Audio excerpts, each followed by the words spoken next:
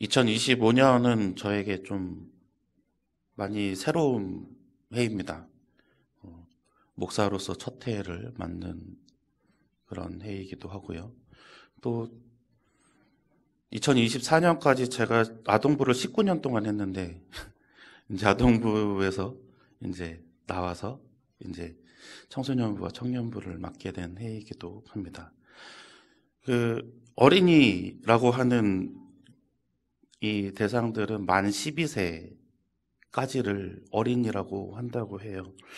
오늘 말씀에 나오는 이 예수님 딱 12살 되던 해, 그러니까 만 12세 되던 해에 있었던 일입니다. 어린이 예수에 관한 일이죠. 우리는 매년 이제 어린이 주일 또 어린이 날을 맞습니다.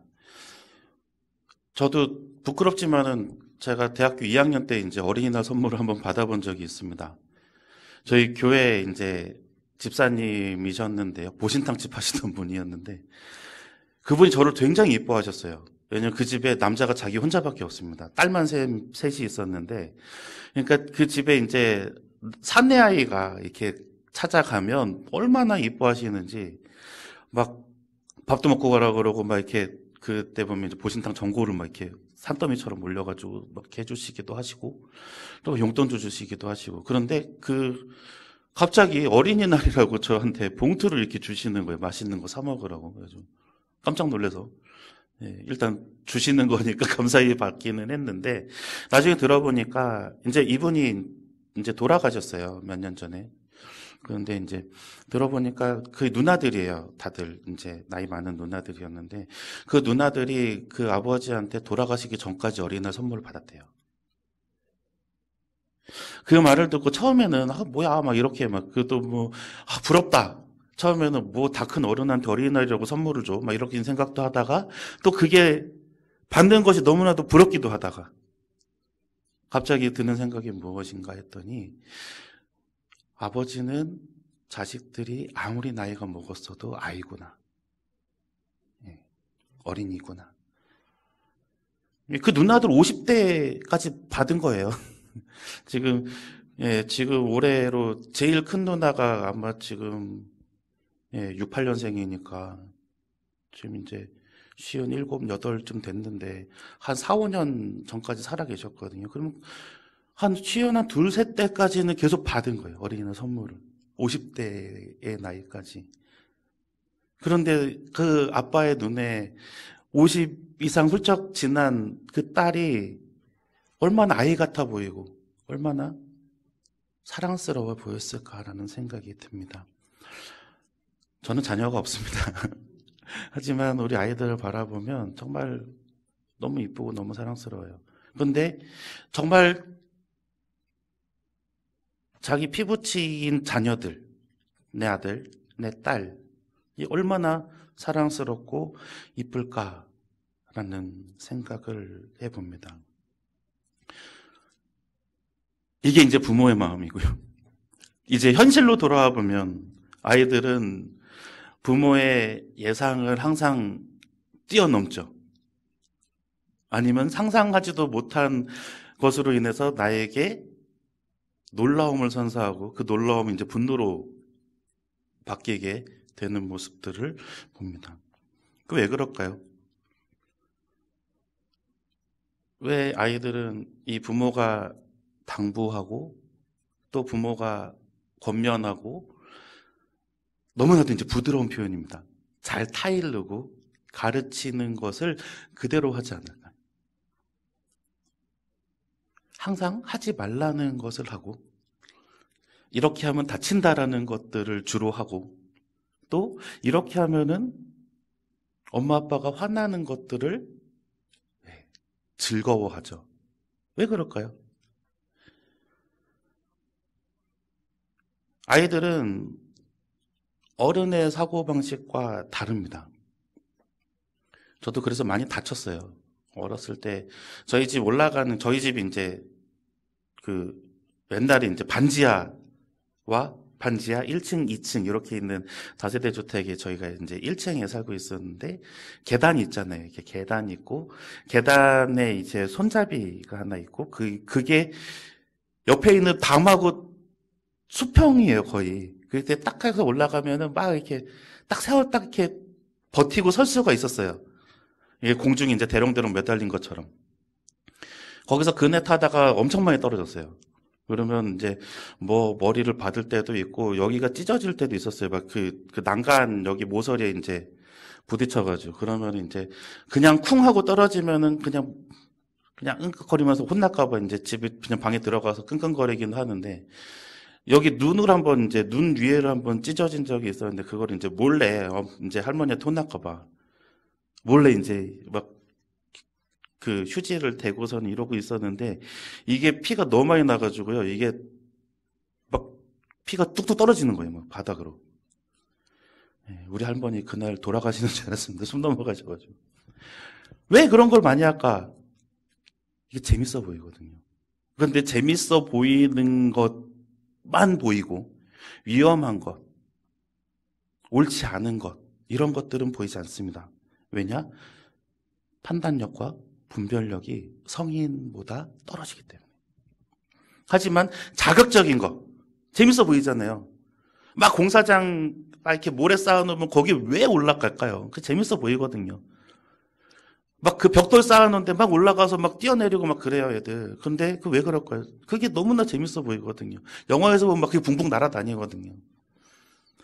그렇기 때문에 아이들이 많이 다치기도 하고 또 어른들이 보기에 잘못도 많이 하고 경우에 맞지 않는 행동들도 합니다. 이 삶이 전부라고 생각하면 이 아이의 내 자식의 일상이 다 이걸로만 채워졌다라고 하면 아이를 가르치는 교사나 그리고 아이를 키우는 부모들은 너무나 괴롭고 힘들 것입니다.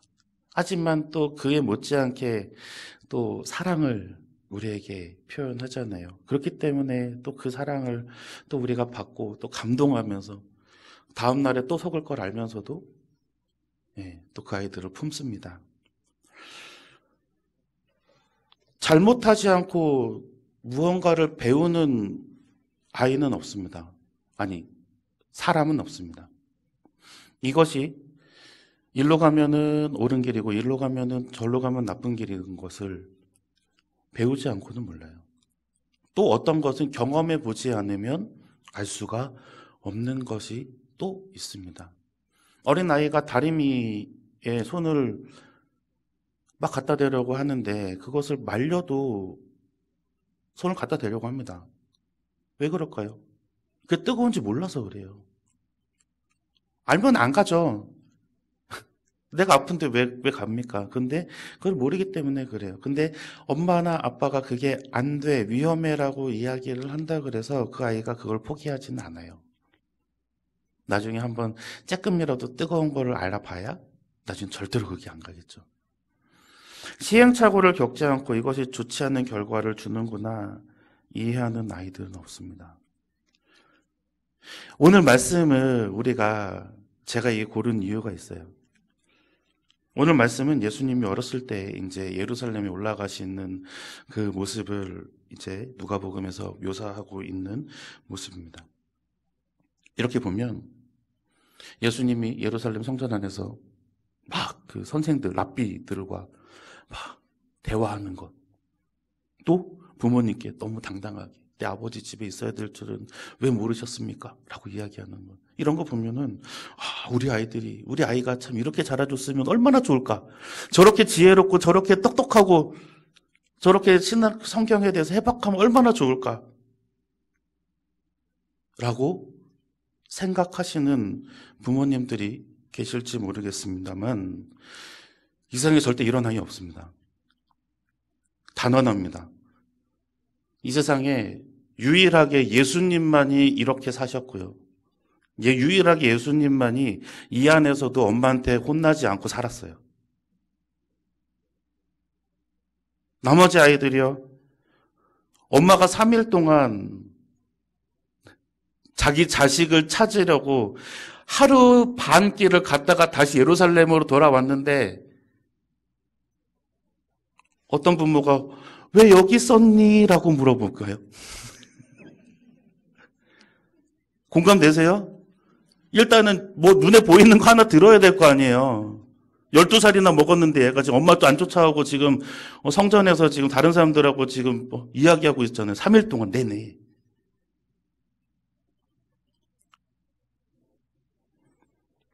그 첫 번째 장면이 여기 있어요.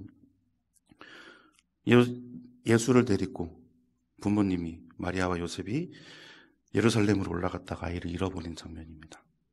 우리 함께 읽어보겠습니다. 오늘 말씀 42절에서 45절까지의 말씀입니다. 예수께서 12살 되었을 때에 그들이 그 날들을 마치고 돌아갈 때에 아이 예수는 예루살렘에 머무셨더라. 그 부모는 이를 알지 못하고 동행줄내에 있는 걸로 생각하고 하룻길을 간 후 친족과 아는 자 중에서 찾되 만나지 못함에 찾으면서 예루살렘에 돌아갔더니. 아멘. 이 구절을 딱 보시면 어떤 생각이 드실까요? 도대체 애 부모는 뭐 하는 사람인가? 요즘 같으면은 지상파 뉴스에 나왔습니다. 그렇죠? 애 챙기지 못하고 하루 반 길을 걸어간 부모. 나사렛에 사는 누구 모 씨의 부부가 12살 난 아들을 두고 하루 반 길을 걸어갔다 그랬으면 거의 한 뭐 50km, 60km 간 것 같아요. 네. 그러면서 이제 뒤에 뭐라고 붙일까요? 보육의 문제. 아이들 방치됐다. 이대로 좋은가. 막 이러면서 지금은 그럴 거예요. 지금은 막 그래가지고 뭐 오은영 씨 불러가지고 막 상담도 하고 막 무슨 일입니까? 막 이렇게. 근데 이제 그때의 문화를 한번 생각해 보자고요. 그때의 문화를. 나사렛의 요셉이라고 하는 그 가문 대부분이 다 친척이에요. 그 동네 사람들이. 그러니까 친척들이 한꺼번에 우르르 하고 올라간 거예요. 그러면 이제 뭐 누구 챙겼어 막 비슷한 장면이 영화에서 있잖아요. 나홀로 집에 맨날 케빈 놓고 다니는 엄마. 예. 뭐 누구 챙겼어 챙겼어요 하다가 요셉만 놓고 간 거죠. 근데 요셉이 너무 의연하게 여기에 있습니다. 오늘 말씀 46절에서 49절의 말씀입니다. 한번 같이 읽어보겠습니다. 사울의 성전에서 만난즉 그가 선생들 중에 듣는 자가 다 그 지혜와 대답을 놀랍게 여기더라. 그의 부모가 보고 놀라며 그의 어머니는 이르되 아이야 어찌하여 우리에게 이렇게 하였느냐 보라 내 아버지와 내가 근심하여 너를 찾았노라. 예수께서 이르시되 어찌하여 나를 찾으셨나이까 내가 내 아버지 집에 있어야 될 줄을 알지 못하셨나이까 하시니. 아멘. 이때쯤엔 아까도 얘기했듯이 뭐 있나, 몽댕이 있나 한 번씩 찾아보셨어야 할 텐데, 참, 이런 거 보면은 참, 그 이스라엘, 그 유대인들의 자식에 대한 교육에 대한 이 인내심과 또 수준 높음에 감탄을 합니다. 우리나라에서 쓰면 벌써 등짝부터 먼저인데, 갈기고 시작을 하셨을 것 같은데, 물론 이 아이가 메시아라는 것을 알고 있었잖아요. 마리아와 요셉은. 그렇기 때문에 그랬을 수도 있을까라는 생각을 하지만 12년 동안 자기가 키웠어요. 아기 때부터 젖먹어 가면서. 또 그런 안타까움이 있는 아이예요. 그렇기에 저는 그래요. 이 모든 것들, 하나님께서 이렇게 잉태시켜서 낳게 한 메시아다 이런 것들이 다 있었겠지만 이 부모의 성품이라는 것을 바라볼 수가 있을 것 같습니다.